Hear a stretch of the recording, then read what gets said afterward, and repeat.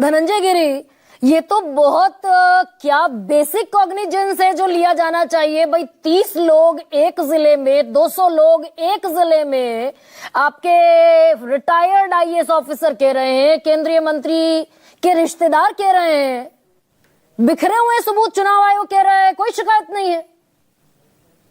गरिमा जी, सबसे पहले लोकतंत्र का चौथा स्तंभ पत्रकारिता का फर्ज निभाने के लिए आपको आभार कि आपने इसका फर्ज निभाया। रही बात कि आपने इस बात पर और मुहर लगाया कि चुनाव आयोग जो SIR कर रहा है, ऐसे हर एजेंसी को करना चाहिए, हर स्तर पे करना चाहिए। और कोई भी घुसपैठिया हो, कोई भी दोहरा चरित्र का हो, कोई भी 2 नंबरी हो जो दोनों हाथ में दे करके 2 एपिक नंबर रखता हो, ऐसे 2 नंबरी लोगों से, ऐसी फर्जी वोटरों से, ऐसे घुसपैठियों से लोकतंत्र की रक्षा करना बेहद जरूरी है। ऐसा आपने 200 लोगों की बात की, 2 लोगों की बात की। चुनाव आयोग ने इसके लिए तो 1 अगस्त से 1 सितंबर 2025 तक दावा करने के लिए रखा हुआ है ऑलरेडी समय। चुनाव आयोग ने कोई शट एंड क्लोज तो कर नहीं दिया कि हमने बंद कर दिया है, अब हम कोई सुनवाई नहीं करेंगे। लोकतंत्र इस देश में मीडिया का था। जब मजरू सुल्तानपुरी ने हिटलर का चेला कहा, जेल चले गए, 18 महीना रह गया, उस समय लोकतंत्र बिल्कुल जिंदा था, मीडिया की स्वतंत्रता थी उस समय। अभी तो मीडिया की स्वतंत्रता नहीं, मैं कुछ और पूछ रही थी धनंजय जी, मैं तो आपसे किसी और चीज पर क्लैरिटी चाहती हूं। गरिमा जी, लेट मी कंप्लीट। हाँ, कहिए।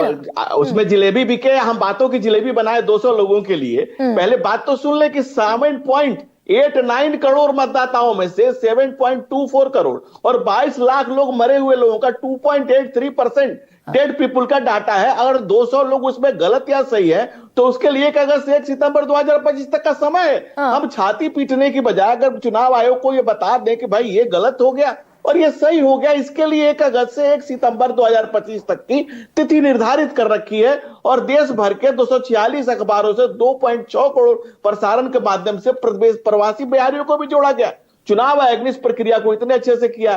चुनाव आयोग को उतने प्रश्न लिए खड़ा है। आज बिहार नहीं, हुंकार तो ये भरी गई थी भाई। नहीं, एक सेकंड धनंजय जी, भाई इस स्तर का जो समरी रिवीजन है वो तो जनवरी 2025 में भी हुआ था, 6 महीने पहले।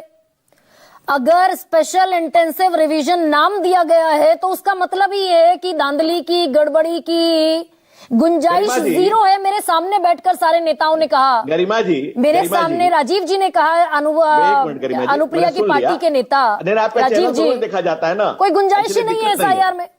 नहीं, इसका पहले तो 2003 में भी हुआ था और 74,03,366 लोग हटा दिए गए थे, 12.32% लोग हटा दिए गए थे और 45% वोटिंग हुई थी। ललटेन की लौ बुझ गई थी, ललटेन से लहूलुहान बिहार को मुक्ति मिल गई थी जब 65% से 45% तक मतदान हो गया था। तो उस समय जब 12.32% कट गए, बात उसकी नहीं है। बात यह है कि आज नेता प्रतिपक्ष को, जिसको या अन्य दल, किसी राजनीतिक दल को या किसी व्यक्ति को सवाल लेकर के आना चाहिए कि भाई ये गलती हो गई है, तो वो अपने ही फर्जीपना लेकर के आ जाते हैं। नहीं तो चुनाव आयोग, एक सेकंड धनंजय जी, मेरे पास 2 डॉक्यूमेंट है, आप उन दोनों डॉक्यूमेंट पे जरा क्लैरिफिकेशन दीजिए ना। भाई 16 जुलाई की एक लिस्ट 20 जुलाई को सारे राजनीतिक दलों को दी थी चुनाव आयोग ने। इसमें एपिक नंबर भी है, इसमें वोटर का नाम भी है, इसमें रीजन भी है कि भाई इन्यूमरेशन फॉर्म जमा नहीं हुआ और रीजन है permanently shifted, death, already enrolled, सारा रीजन लिस्टेड है। भाई 20 जुलाई को चुनाव आयोग की लिस्ट दे सकता है तो 1 अगस्त वाले इस प्रारूप में सारी चीजें गायब कर दी। ना एड्रेस है, ना बूथ संख्या है, ना कोई और इंफॉर्मेशन है। उसमें दावा के लिए रखा 1 महीने का समय, 1 अगस्त से 1 सितंबर 2025 तक, जिसका भी नाम छूटा हो और नाम हटाने का लिखा है कि अनिवार्य है कि आप उसमें कारण लिखे बिना नाम नहीं हटा सकते हैं। कॉज लिखा हुआ है, उस कॉज के जवाब में आप अपना दावा कर सकते हैं। तो सर आप ये कह रहे हैं कि 25 से 30 हजार, धनंजय जी प्रैक्टिकल है क्या? और मैं, आप क्योंकि बहुत तसल्ली से जवाब देते हैं एंड आई प्रेज यू, इसीलिए आपसे पूछ रही हूं। आप कह रहे हैं दावे के लिए वक्त है। भाई 26,000 लोग, 25 से 30,000 लोग एक असेंबली से कटे हैं। उनका ना तो रीजन लिखा, कारण नहीं लिखा गया, ना उनका एपिक नंबर लिखा गया, ना उनका पता लिखा गया। 26,000 लोग, ये जो गरीब गुरबा लोग हैं, ये कैसे इलेक्टोरल रोल में घुसकर 26,000 लोगों में अपना नाम ढूंढेंगे? देखिए, पहली बात तो यह है कि गरीबी की बात हम उस समय करेंगे जब देश को गरीबी से मुक्त कर रहे होंगे। चुनाव आयोग में बाबा साहब दिए गए, बाबा साहब डॉक्टर भीमराव अम्बेडकर के दिए गए संविधान की ताकत है कि यहाँ ना कोई गरीब है ना कोई अमीर है। एक वोटर की कीमत लोकतंत्र में बराबर है, चाहे वो किसी चांदी का चम्मच लेकर पैदा हुआ हो या चाय की केतली लेकर बड़ा हुआ हो। लोकतंत्र में कोई गरीब नहीं है, कोई अमीर नहीं। बाबा साहब की दिए गए संविधान की ताकत है जिसको हम लोग जीते हैं और प्राणवंत और जीवंत करते हैं। कोई खानदानी और परिवारवादी नहीं चला रहे हैं। तो इलेक्शन कमीशन फिर अगर एक वोट भी कीमती है धनंजय जी, इलेक्शन कमीशन ये पल्ला क्यों झाड़ ले रहा है? एक भी शिकायत नहीं मिली, इसका मतलब यही हुआ ना कि चुनाव आयोग कह रहा है कि everything is perfect and clear. Garima ji, मैं दोनों बातों का जवाब, दोनों अलग अलग बातें हैं। चुनाव आयोग की बात का चुनाव आयोग जवाब देगा, लेकिन अगर डाटा पर बात हो रही है तो डाटा यह है कि 7.89 करोड़ मतदाताओं में आप अगर 200 लोगों को खोज के लाती हैं तो मुझसे ज्यादा मैथ आपका अच्छा होगा।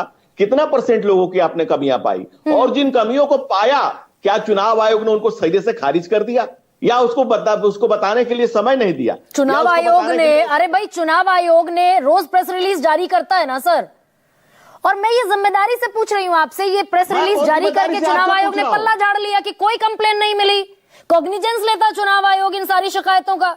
चुनाव आयोग कहता कि हम बीएलओज को तलब करेंगे, एक्शन लेंगे। कौन सा बीएलओ नहीं पहुंचा कौन से जिले में?